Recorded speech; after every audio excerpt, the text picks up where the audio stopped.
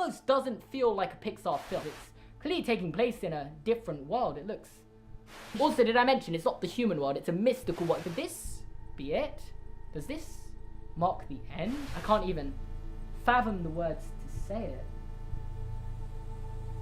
Will this break the Pixar theory?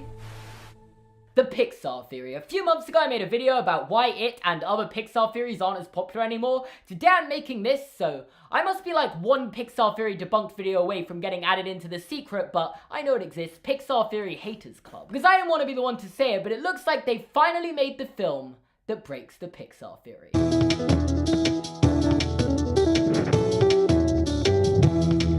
If you don't know what the Pixar theory is, let me quickly summarize. It's the idea that all the Pixar films take place in the same universe. Yeah, that's it. Can you imagine making a 26-minute video out of that?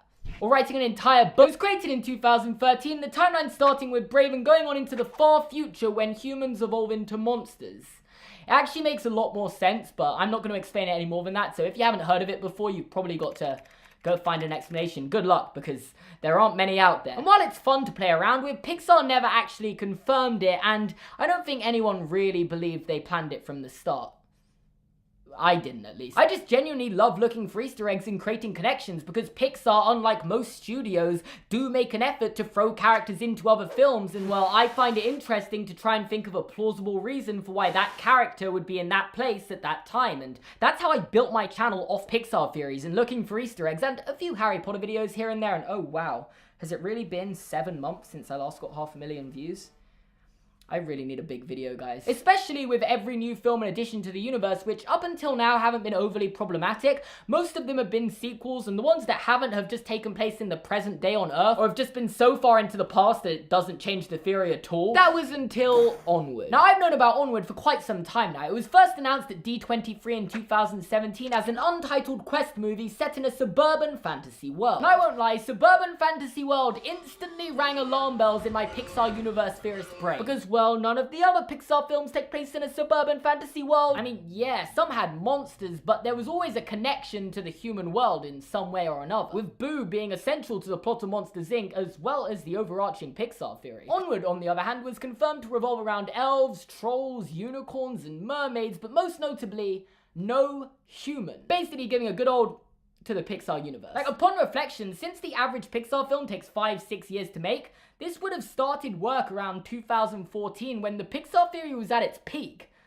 Was this made as a response to the Pixar theory? That would be so funny. I can imagine a board meeting where they're like, yeah, there's this theory going around saying all the Pixar films take place in one universe. We need to put an end to all of this. And one person's just like, yeah, we should make a statement saying it's false. And then another going, no, I think we should play along. It's good publicity. And then the final guy's saying, oh, we could make a film fully disproving it that will come out in about 6 years' time.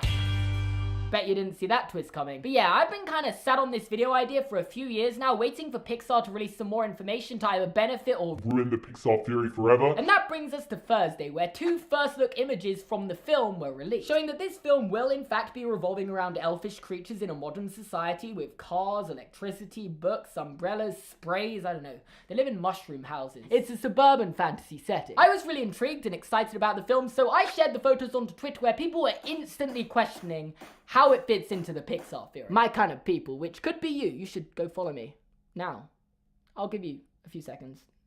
And honestly, there were some not that bad suggestions, with most people, including YouTuber The Theorizer, pointing out it could be taking place during the monster's evolution, which, you know, they kind of do look like an in-between monster-human, so yeah, not the worst idea. Others just suggesting this is taking place in a different dimension or on another planet. It is the Pixar universe, after all, not the Pixar world, which isn't ideal, but that's probably the way the theory is going to have to go if it wants to continue. For me, the whole idea of different films taking place on different planets, which could potentially be in different solar systems, just kind of defeated the point of it all. But the fact there was a debate to be had was a win for the Pixar theory at the end of the day. So I went to bed thinking all was right with the world until Pixar ruined it the next day when they released the poster.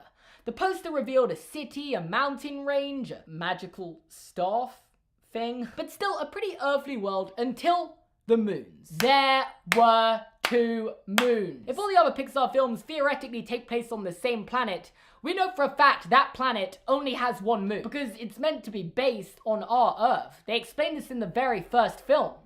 The Good Dinosaur. Now this poster came with the knowledge that there was going to be a trailer later that day, so I thought I'd wait and see the trailer and see if they give us anything to work with. Maybe moons can multiply. I didn't pay that much attention in science class, and no, they can't. They can't multiply. And then the trailer came out.